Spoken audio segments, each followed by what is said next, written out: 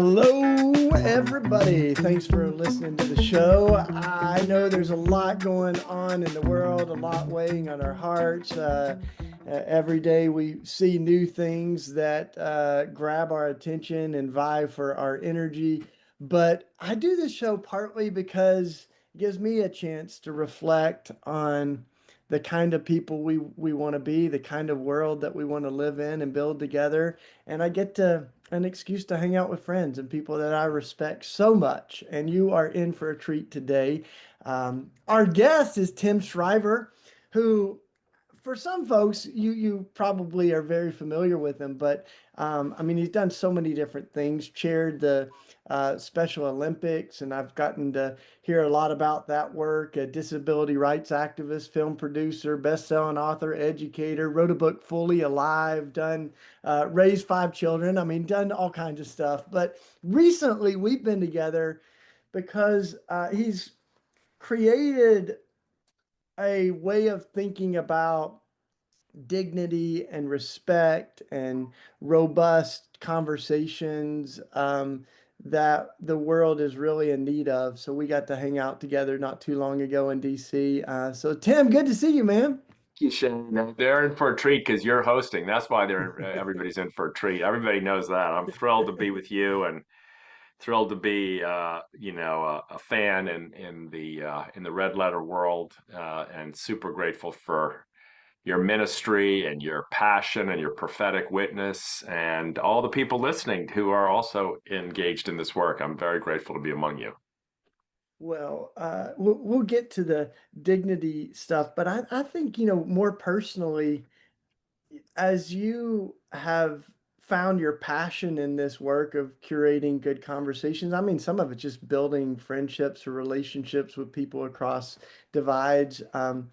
Your backdrop for some of that, some has been navigating complexities in your own family, but I would also imagine like learning a lot about what matters from folks who have been really marginalized by different disabilities and limitations. So I don't know, I just thought I'd first ask you like, a little of the things that have shaped your passion for the work you're doing right now, and then we'll talk more about the work you're doing right now. Well, look, I mean, I got I don't want to be like hierarchical and judgmental, but I got to be around the best teachers in the world for the last 30 years, and that's the athletes of Special Olympics. And these are young people. Start working with kids as young as 2 and 3 years old. There are people who are 80 at 90 years old. There are people who can run the 100 meters in 12 seconds, and people who can run the 100 meters in a minute. And there are people who can run marathons, and there are people who can wheel their wheelchairs 10 yards. And all of them have just like one thing in common, and that is that when given the chance to shine, when given the chance to prove who they really are, they change the world. They remind us, they remind me, they've taught me over and over again, like this idea that, freedom doesn't depend on impressing other people. Mm, Your dignity doesn't depend on your resume. mm. Your capacity for happiness doesn't depend on the circumstances into which you're born. I mean, these are powerful lessons that at least I've had to learn over and over again. So I always say to folks, look, just imagine you worked for 30 years and part of your job was to watch a Special Olympics meet and Mm, watch, six athletes line up to run 100 mm, and they're 12 years old and one has autism and one has Down syndrome and one has something you don't know what it is, but they have some challenge that has landed them on that starting line, and then you get to see them run down mm, that track and you get to mm, see that people on the other end of throw up their arms, and you see the third place winner, she throws up her arms, and the sixth place winner, she throws up her arms, and her mom is screaming like crazy and she's so proud of her daughter. And just the world becomes you kind of shift, at least for me, the way in which I see the world, not just who I see and what I see, but how I see. mm. I start to get better at seeing from what I'd call the inside out, seeing Yeah. the beauty of that human being before you see the label, before you see the age, before you see the IQ, before you see the income, all that, you know. So like people There was listening may be that going like, picture that's that you. easy. What's so hard about seeing people's dignity? But I find it's actually really hard for people to see Yeah. beyond the superficial and to see the core. Sorry, go ahead. No, no, I was just remembering. I was trying to explain to my wife. It's hard to do it justice, especially on the podcast when people can't see. But this image of one of the athletes, I wanted you to tell that story because you kind of framed our gathering with this uh, just beautiful example of dignity. But it was on that podium. You know what I'm talking about?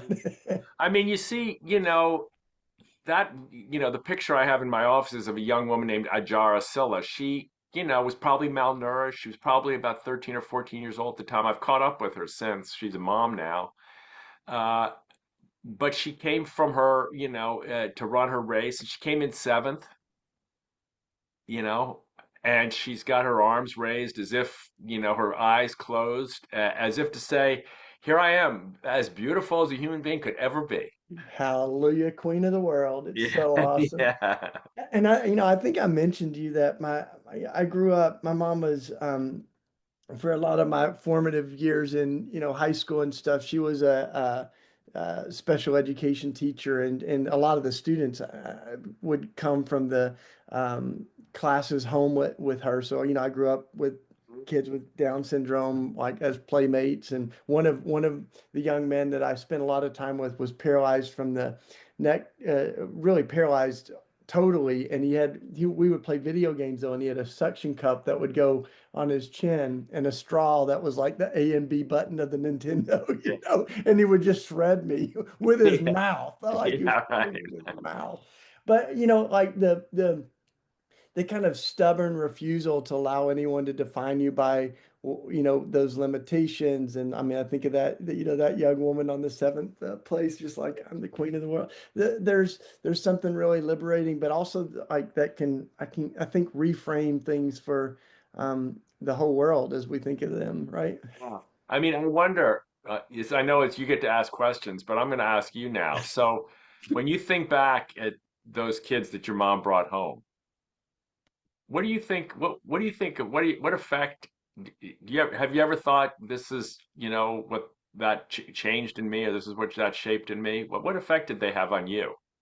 I didn't think about that a lot at the time. I mean, Yeah. it's even just more recently, someone was asking me about that. We were kind of, trying to probe a little bit on things that I don't often talk about. And so I mentioned it, and I just started thinking about it. This is a few years ago, but I just thinking like, I think it was massive for me to have folks that were just always welcome, not just in our lives, but in my home. Like I had a little like sweetheart friendship with a young woman that was African American, and like at a time where that was still a big deal down south. I mean, I had friends that one friend, really close friend that was deaf in high school. And so I took sign language so I could learn to communicate with her. So I think all of that, my mom was opening that world up to me. And it's hard to even calculate how much that shaped um, the experiences and the, what we've tried to give our lives to, over the last 30 years in Philly, welcoming people that often get pushed away from other places in society. It's so interesting, Shane. I've talked to so many people over the years, and they'll tell me a story not dissimilar from what you said. Say, oh, I remember when I was 12, or when I was 6, or when I was 4, or when, you know, and people will often discover for the first time that sometime in their childhood they had exposure to some profound moment in which they realized that the world doesn't have it right. Yeah, that's a good way to the, say the world doesn't it. see, like this kid you're describing who was deaf, or this young woman who was African American, or the kids coming over to your house who had, no capacity to manipulate their limbs or their torso. Something probably in you realized that why are people not treating her or him well? There's something Mhm. wrong here. Yeah, And there's something right about her and him, right? yeah, So you start to, and I had the same thing as a child. My mom started a summer camp in our backyard when I was 2, and the camp was all for kids with special needs. And So I grew up the same way. She even wrote about it in a magazine. Like my son Timmy, who's at that time was I think 5, and he has a friend who has an intellectual disability, and they run together. But Wendell, his friend, is faster than he is. I was like, why'd you have to pick on me right like that, Mom? But uh, but something I think must have been programmed into my head that said won't I can't live in a world where he gets treated badly, like where Yeah. he gets judged, where we assume. Yeah. Well, and And I'm gonna like throw it back to you in a minute, yeah, just so you know. But the other thing, is my dad was in a wheelchair. Like he had multiple sclerosis, which um, uh, was a real mystery back then. There wasn't a yeah, lot of yeah. the like knowledge about it, and so he was really limited. It went in waves, so he couldn't walk. In all my kind of memories, he died when I was 9 years old. But I think Mm. all of that, yeah, I mean, it shapes us, but I mean, it's looking back on some of that. I think that is, I don't even know how much it was shaping me at the time, But anyway, okay, so I'm coming back to you now.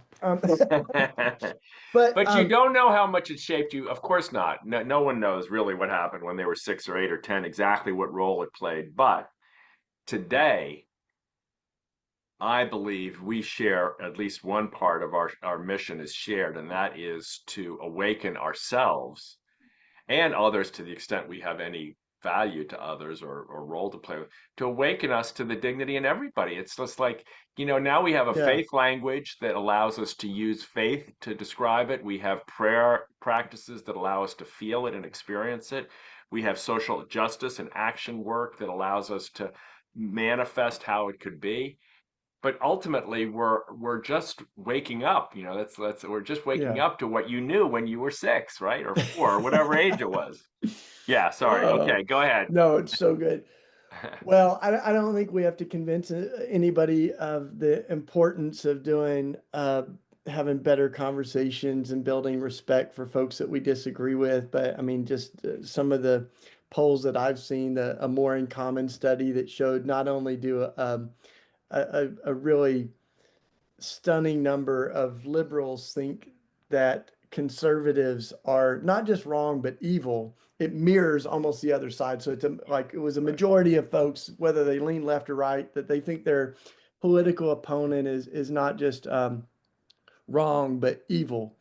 And that's a real dangerous world to live in. And it's we've tried, at Red Letter Christians to host some faith forums and different even big conversations. We did one on abortion and reproductive rights that was like 30,000 people tuned in. So, and we had several folks that were directly impacted by these issues that were a part of those. So that always like turned the ideology away from just being, kind of out there to having a real name and face and story, and that all matters. But it's part of what really gravitates me towards the dignity index and the work that you've been up to. So before we, dive right into the dignity index, maybe just a little bit more about like why we need it right now and what stirred this, into becoming a thing. Well, what stirred me was that as I said, I was learning from the athletes of Special Olympics about the, the beauty and goodness within all of us.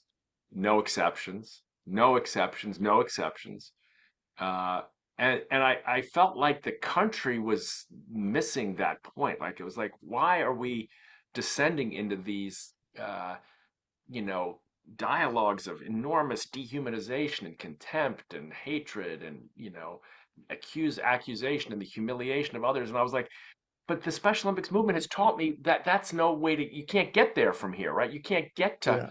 to peace. You can't get to justice if you. So anyway, I just set out with a bunch of friends and said, what could we do to actually help the culture wake up to the dignity of all people? And then all of a sudden it was like, well, nobody uses the language. A friend of mine who's a pollster said, well, don't use dignity because people don't use that language. And I was like, huh, wait a Hmm. minute. Why don't they use that language? Well, people prefer, he said, he had the poll. They prefer respect. They like respect. They like civility. They Hmm. like, human decency. They don't really know what you mean when you say dignity. Hmm. And I was like, we got to talk about that.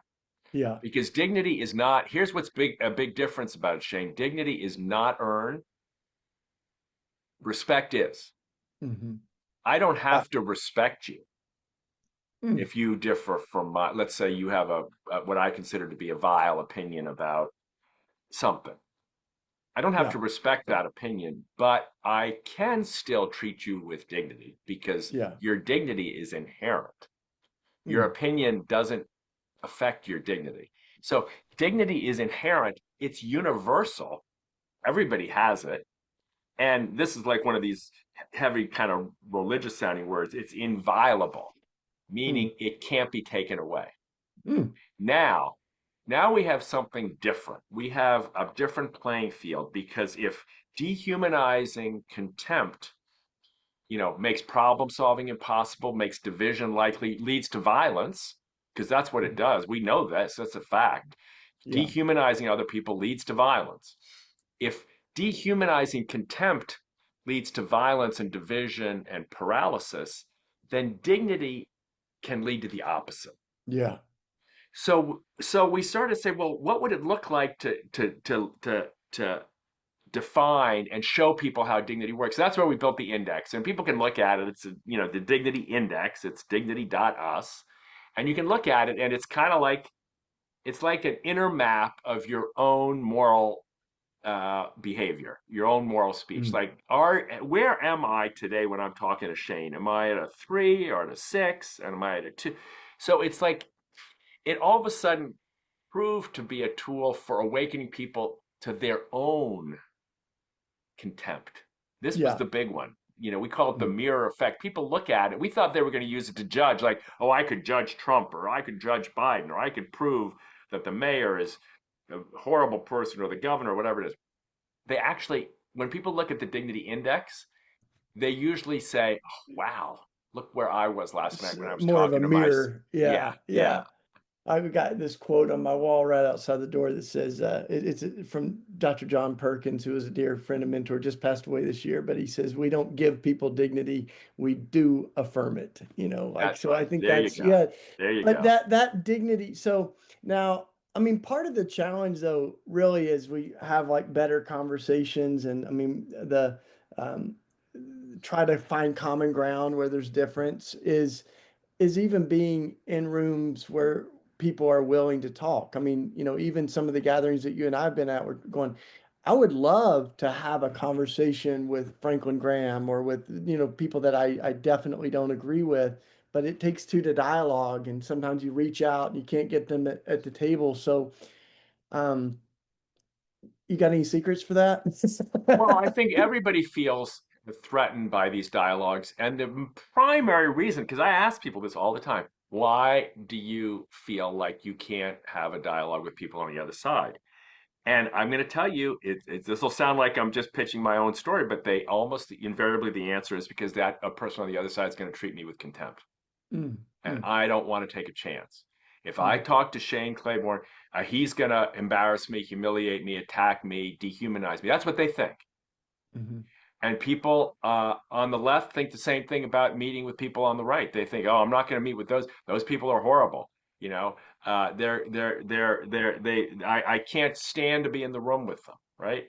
mm. Or I can't tolerate them even saying what they believe. So we've got like this assumption that we can't speak openly about what we believe because not because the government's going to catch us or censor us, but because we're going to be treated with contempt. And human beings, we don't like that. We don't like being humiliated, Yeah, and we think we're going naturally. to be humiliated. I talked to a family member of mine. She says, "I don't want to talk to this other family member. Why not? Why don't you have it?" She said, "Because he's a good debater, and he's just going to embarrass me." Mm, mm, So she was pulling out because she feared the contempt that would come at. So if we can lower the contempt, we can actually allow people to say, here's why I believe we should have a border wall, or here's why I believe we should have open borders, or here's why I believe we should allow Afghan refugees, or here's why I don't believe we should allow welcome Afghan refugees without going, how dare you, you horrible person? Don't you yeah. know uh, that you're supporting criminals, and you're going to lead to you should be ashamed of yourself. You have blood on your hands. That's contempt. What Hmm. coming at it from either side. So, when we've been able to say to folks, okay, we're going to try to have a conversation that is focused on people and positions and policies, excuse me, policies, positions, programs, not people. No, no, Shane, Hmm. you jerk, you this, you that. No, Tim, how dare you, you idiot, you fool, you vile human. No accusations against people, programs, policies, and programs, policies, and programs, policies, something else. There's another P in there, but not people. uh, Yeah. then you start to be able to explore. It doesn't mean you should agree with everybody. People say, you want me to compromise with those people? No, I do Right. not actually want you to compromise at all. I don't say to right wingers compromise. I don't say to left wingers come. I say add one principle. In addition to the principles which you believe so strongly in, add one principle, which is treat the person who disagrees with you with dignity. Stick to your principles, but don't dehumanize the person. You will Yeah. have a much better chance of having your ideas be heard and listened to and responded to positively. Yeah, and I told you before we started recording, I just got out of one of those conversations, which was like I mean, we started with a presentation, but then it was an hour of dialogue together with a friend of mine and also a person that is a new friend. But we were debating the just war theory, and also talking about what's happening right now in Iran and Gaza, and it was a real generous conversation. And there's some techniques though that I think you've probably learned and seen implemented. I mean, with the Braver Angels and some of these groups that have done some courageous work on creating spaces where these conversations happen. One of them that I heard about, a friend of mine did, was people would mirror back each other's stories. So there was one conversation with a guy that was a big gun enthusiast and advocate, second rights amendment advocate. The other was a young woman that had lost her son to gun violence. And it took a lot of humility, but they would hear the story, they would tell the story back and be corrected where they got it wrong. And then eventually, through this like really deliberate process, they would tell the story first person of the other person. And when this one gentleman was telling the story of the young woman losing her kid, he's saying, he's telling it as if it was his story. And it just cracked his heart open. And it felt like in that vulnerability, there was some real, um, Beautiful. life that happened, some real authenticity. So I'm, wondering where, like, when you think of some of these things, there's not like a anecdote or strategy, but um, there's an ethos that you're creating, and there's like some ground rules I and think some there is a technique. strategy. I think there is a strategy, Shane. We talk about listening skills, curiosity, humility, Yeah. and love. Those four skills. And what you just described is a master class in what I call listening skills. So many times we listen to retaliate. Like Shane's going to Hmm. tell me he's against the Second Amendment. As you're talking, I'm not listening to what you're Right. saying. I'm preparing my rejoinder. I'm preparing. And don't you know Yeah. that this is how you keep people safe. So I don't actually ever really listen. So Mm. listening, one of the first listening skills is exactly what you said, which is, Shane, it sounds like you just said X, Y, Z. And most of the time we get it wrong the first time. That's no, no, that's not what Yeah. I said. What I Yeah. meant, what I said was, and then you say again, so if I'm understanding you correctly, you mean this, right? No, not exactly. You're getting closer. So to listen is actually to actually want to know what the other person thinks. Yeah. And then curiosity involves like let's dig a little deep, and then Mm. humility. This is one of the telltale little tricks of the trade here. Is start your response with "I may be wrong, but," Yeah. and before you know it, the other person is no longer on guard fighting you. Mm. They're realizing that you are opening yourself to learning from them. All of a sudden, the temperature goes down. Yeah. So these are little things, these three words, tell me more. Like Yeah. tonight when you get home and your partner or your kid or whatever screams at you, uh, just say, instead of saying, how dare you scream at me, say, tell me more. Tell me more. I mean, this is really great marital advice too. Thank you Yeah, for all this. yeah. Trust Um, me, that's where most of this gets played out. so, I mean, I hope this is one of many collaborations we get to do, and I always love showing up at anything you invite me to. But tell us like some things on the horizon. What are some new developments, or what are some Yeah, hopes well, I mean, for? look, Shay, we're working with like almost 100 school districts now on how we could teach dignity Yeah. in our schools. We've got, probably 10 governors who are trying to hold Mm, themselves up and hold themselves accountable to treating their opponents with dignity. We've got companies that are inviting us to come in and train their workforces to build a culture of dignity within the company. mm-hmm. Mm, Companies like, Travelers Insurance.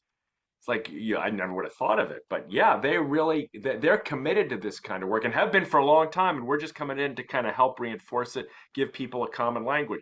So look, here's the thing.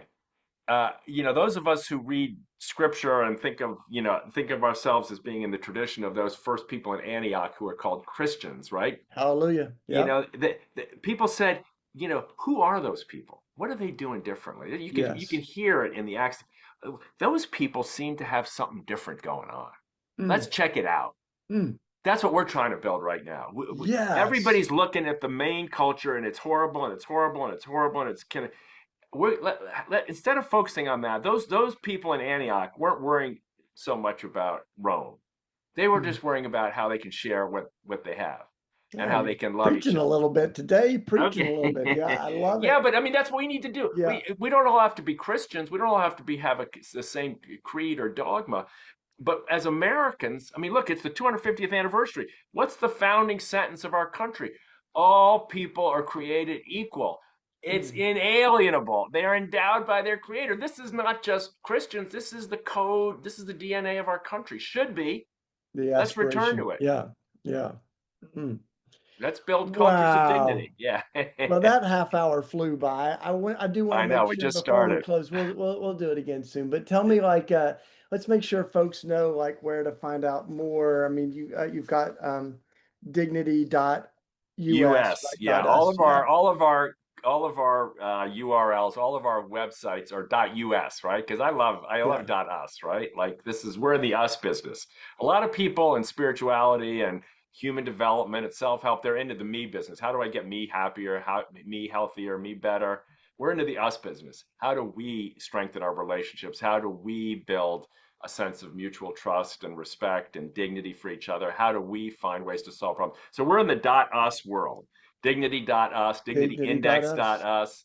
Check it out. There's tons and tons of videos now up. We've got little toolkits. We've got a little Dignity 101 course you can take if you're really excited about this stuff.